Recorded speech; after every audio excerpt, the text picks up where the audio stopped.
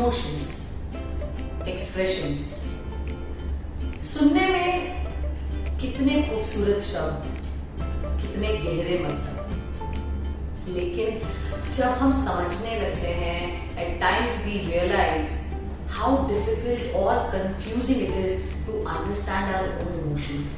And you know what? This is a cause of a lot of stress in us. हम खुद नहीं समझ पाते कि अंदर क्या चल रहा है, और इस वजह से that clarity of thought, that simpleness in our conscious, that चीजों को आराम से सटीक सीधा देख पाना, वो शक्ति, वो देखने का नजरिया धुंधला हो जाता है। फिर एग्रेशन, गुस्सा, डिटैचमेंट, हम किसी भी बात को पॉजिटिवली एक्सप्रेस नहीं कर पाते। तो ठीक है, आज बात करते हैं how to deal with strong emotion. I was talking to a friend of mine जिन्हें गुस्सा बहुत जल्दी आता है, और उन्होंने कहीं ना कहीं इस बात को एक्सेप्ट कर लिया है कि उन्हें बहुत गुस्सा आता है, और वो इस चीज़ को लेके बहुत परेशान है, और वो मुझसे ये पूछते रहते हैं कि मैं कैसे कंट्रोल करूँ, मैं कैसे कंट्रोल करूँ, मैं कैसे कंट्रोल करूँ। तो मैं आज उन्हें और आप सभी को ये बताना चाहती हूँ that whenever you are labeling any of your emotions that strongly, that is the cause of confusion. Alright? आप हर स्ट्रॉन्ग इमोशन को दबा देते हैं सिर्फ एक लेवल से कि मुझे गुस्सा आता है, या मैं नाराज हूँ, या मुझे ये इंसान नहीं पसंद, या मुझे ये सिचुएशन नहीं पसंद। आज हम इमोशंस को थोड़ा समझते हैं, थोड़ा सिंपल करते हैं। कैसे? सबसे पहले जब आपको इस इमोशन से, जब आपको गुस्सा आ रहा है, या आप कंफ्यूज हैं, या एग्रेशन है, जब आप इस इमोशन से गुजर रहे हैं, तो इससे पहले कि आप रिएक्शन दें, ठीक है, आप अपने आप से ही पूछिए कि किस बात पे मुझे गुस्सा आ रहा है। क्या आपके दिमाग में वो चीज क्लियर है जिस चीज को लेके आपको गुस्सा आ रहा है? सिर्फ एक बात अपने आप को ये मत कहिए कि बस मुझे गुस्सा आ जाता है, ऐसा जब होता है तो मुझे गुस्सा आ जाता है। ऐसा क्या होता है? You have to be very mindful about your triggering points. क्या चीज है जो आपको एकदम से गुस्सा दिला देती है? ठीक है, अगर आप चाहें तो you can note them down, alright. या फिर अगर आप किसी ऐसे हीटेड आर्गुमेंट से निकले हैं, तो एक बार आंख बंद कर वापस उस डिफिकल्ट टाइम को याद कीजिए, या उस झगड़े को, या उस आर्गुमेंट को याद कीजिए, और अपने आप को एक तीसरे नजरिए से देखिए, सामने रखकर देखिए कि आपको जब गुस्सा आ रहा था तो क्या था ऐसा जो आपके अंदर उस एग्रेशन को या उस गुस्से को ट्रिगर कर रहा था। कोई ऐसी चीज, कोई ऐसा इमोशन जो आपके अंदर बहुत स्ट्रॉन्ग हो जाता है उस टाइम पे। क्या कोई ऐसी बात, कोई ऐसा सेंटेंस, कोई ऐसा व्यक्ति, कोई ऐसी प्रेजेंस जो आपको डिस्कम्फर्ट देती है, जिससे आपको चिढ़ मचती है या आपको गुस्सा आ जाता है? That is one. सेकेंड, अगर आपको बिना किसी रीजन के गुस्सा आ रहा है, आपको खुद को ही लगने लगा है कि बिल्कुल एट टाइम्स मुझे लगता है कि मुझे बेमतलब बिना किसी रीजन के गुस्सा आ जाता है, तो फिर कहीं ना कहीं जो पैटर्न है आपके दिन का, लाइफस्टाइल का, वो गड़बड़ा गया है, उसकी हार्मनी जो है वो डिस्टर्ब हो गई है। So you have to bring back that pattern. कई बार क्या होता है कि अगर आप फॉर एग्जाम्पल फिटनेस फ्रीक है और आप रेगुलर वर्कआउट करते हैं, और अब क्योंकि आजकल बारिश हो जाती है, आपका सोने का मन करता है, या आप बारिश का एक्सक्यूज अपने आप को देते हैं और आप वर्कआउट नहीं करते, तो फिर वो आपकी सबकॉन्शियस में वो गिल्ट रह जाता है, फिर सबकॉन्शियस में वो बात रह जाती है कि आज का वर्कआउट नहीं हुआ।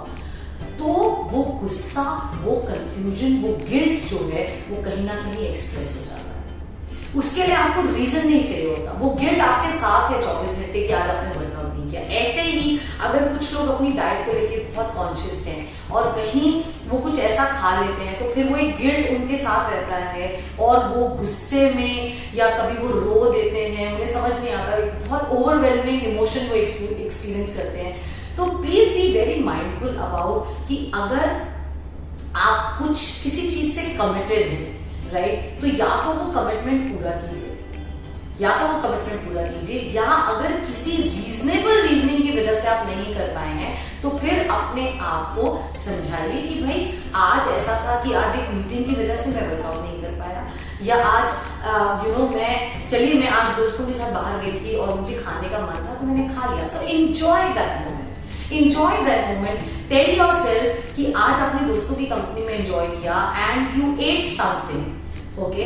या आपने आज मीटिंग में प्रेजेंटेशन दी और प्रेजेंटेशन बहुत अप्रिशिएट हुई, तो चलिए आज अगर आप बाई चांस वर्कआउट नहीं कर पाए और आपने वो कंस्ट्रक्टिव टाइम कहीं और यूटिलाइज किया, आपको उसका फ्रूट मिला, आपको दोस्तों की कंपनी मिली, आपको बॉस का अप्रिसिएशन मिला, आपको क्लाइंट से काम मिला। तो ये पॉजिटिव आउटकम है आपके कुछ ना कर पाने का। जब आप अपने आप को ये बताते हैं तो आप कहीं ना कहीं अपने आप को ये समझा रहे हैं कि चलिए कोई बात नहीं। दूसरी चीज, कोशिश कीजिए कि आप अपने रूटीन से ज्यादा इधर उधर ना हिले, क्योंकि क्या होता है कि हम अपने आप को कभी कभी ओवर कमिट कर देते हैं। ओवर कमिट ऐसे कर देते हैं कि कुछ लोग डाइट आज से शुरू करते हैं और बिल्कुल 3 टाइम की डाइट पे कर जाते हैं। I am not going to eat anything at all, मतलब मैं सिर्फ स्प्राउट्स खाऊंगी, या मैं अगर मैंने जिम स्टार्ट किया है तो चाहे कुछ भी हो जाए मैं 1.5 घंटा रोज जिम करूंगा, या व्हाटएवर।